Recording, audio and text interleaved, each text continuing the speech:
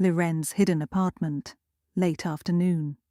She has been sitting at her desk for an hour with a blank page in front of her and her pen in her hand, and she has not written a single word. Not because she doesn't know what to say. She knows exactly what to say. She has known since the steward left last night, since she sat with his information and her journal and worked through the shape of Maldren's scheme until she could see every angle of it clearly. She has not written because once she writes this note and passes it through, everything changes. She becomes something new. Not just a woman hiding in her own walls, not just a ghost watching a man she loves from a careful distance. She becomes a player in the game. She reaches through the stone and touches the world again. She picks up the pen. She chose every word the way her father chose his alliances, carefully, with full knowledge of what each one cost and what each one was worth.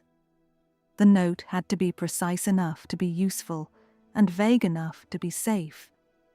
It had to tell him enough to act on without telling him anything that would lead back to her. It had to protect him without letting him know he was being protected. It had to be from no one. From the castle itself. From the walls that knew everything and had always, always kept her secrets. She writes. The pen moves without hesitation now. She has been composing this in her head for 12 hours, every word already chosen and tested and chosen again. She writes in a careful, neutral hand, not her natural hand, not the one the steward would recognize, not the one that signed documents alongside her father's seal since she was 16 years old. When she is finished, she reads it once, then again. Then she folds it, seals it with plain wax, no mark, no seal, and sits with it in her hands for a moment. All right, let us begin. The hidden passage that runs behind the Lord's study. Sorvane uses the study every morning for his correspondence and every evening for his private reading. Lirenne knows his schedule precisely. She knows that he will leave the study at the 7th bell for his evening rounds of the castle grounds, a habit he has kept without fail since his first week at Calivorne, walking the perimeter himself, speaking to the guards by name. She knows that the study will be empty for exactly 40 minutes. She knows that there is a gap in the wainscoting behind the document chest, a gap that leads to a hollow in the wall, barely large enough for a hand. Her family used it once upon a time for messages that needed to move through the castle without being seen. She used it as a child to pass notes to the steward during her father's formal dinners, when she was supposed to be in bed and was very much not in bed. She slides the note through the gap. It falls into the hollow. From the hollow, through a channel in the stone, it will slide, slowly, quietly, onto the surface of the document chest. As though it has always been there, as though it simply appeared, as though the castle left it. Watching through the study gap as she withdraws her hand, the note gone, the thing done. There. Now we see what you are made of, Sorvane of... She stops. She realizes she does not know his family name. She has never known his family name. She has been in love with a man for weeks and does not know his surname. This bothers her more than she expects it to. She files it away to ask the steward. She goes back to her apartment to wait. The Lord's study. Sorvane returns from his evening rounds slightly later than usual. He stopped to speak with one of the stable hands about a horse that has been favouring its left foreleg, and then somehow 40 minutes passed.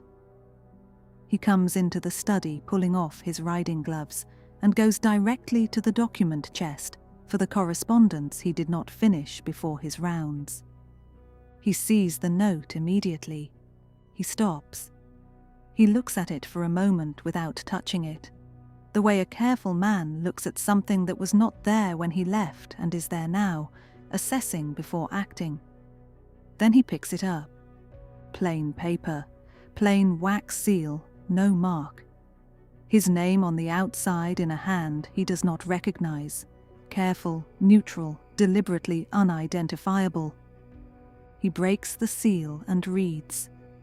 He reads it again. He sits down slowly in the chair behind the document chest, his riding gloves still in one hand and the note in the other, and he reads it a third time.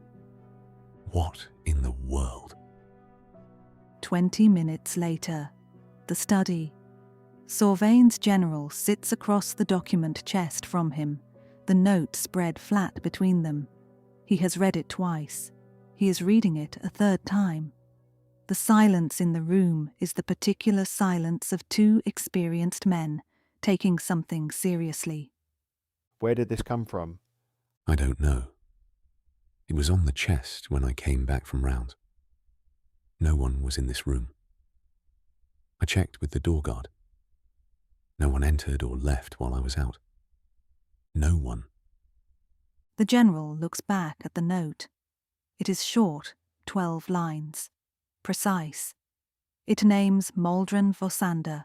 It names two of the king's advisors Maldren has been cultivating. It describes the arrangement with the defeated Western king in terms specific enough that only someone with direct knowledge of the conversations could have written it. It states, without elaboration or explanation, that a formal petition to transfer governance of the Sylvanmere will be presented to the king within 3 weeks, and that Sorvane's position will be significantly weakened if he arrives at court without having already established his counterargument. It is signed with a single small drawing, a sprig of violets. Do you know what this means? I have a theory. I am not prepared to say it out loud yet. All right. Setting aside where it came from, is it true? The substance of it? Could Vossander be doing this? Sorvane is quiet for a moment. He thinks of the 3 letters from Maldren he has received since taking Calivorne, friendly, congratulatory, subtly probing. He thinks of the questions Maldren asked about the lands in the 2nd letter. The questions about the succession in the 3rd. Yes, it could be true. It fits everything I have already noticed and did not yet have enough to act on. Then whoever wrote this just handed you a significant advantage. He picks up the note and reads it one more time. His eyes stop, as they have stopped each time, on the violet sprig at the bottom. He looks at it for a long moment. What do you want to do? I want to verify everything in this note independently before I move on any of it. Send word to our contact at court. I need confirmation of the meetings it describes, the names, the arrangement with the Western territories. Quietly. Nothing that would alert Vossander that we know. And if it all checks out? Then we have 3 weeks to build a case strong enough to put in front of the king before Maldren Vossander gets there first. The general nods and stands. He moves toward the door. He pauses. My lord, the signature. I know. Violets, the same scent that's been. He stops himself.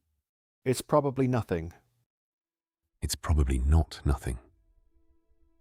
The general leaves. The door closes. Sorvane sits alone in the study with the note in his hands. He looks at the violet sprig for a long time. This man who does not believe in ghosts, who has never had reason to, who has spent his entire adult life in the very practical business of armies and politics, and ground taken and held. He looks at the violet sprig, and he thinks about a scent on his pillow, about a feeling in the dark that he cannot explain, about violet eyes in a portrait that seem to follow him through his own rooms. He folds the note very carefully and places it inside his breast pocket. next to the dried clover. He did not say what he was thinking, not to his general, not to anyone. He was thinking that Calivorne Castle was very old and very full of secrets. He was thinking that someone inside these walls knew things no one outside them should know. He was thinking about a woman who had been described to him as dead, and a scent that had never left, and a note signed with her flowers. He was not ready to say it out loud, but he was beginning, slowly, carefully, with the same methodical attention he brought to everything that mattered. To believe it,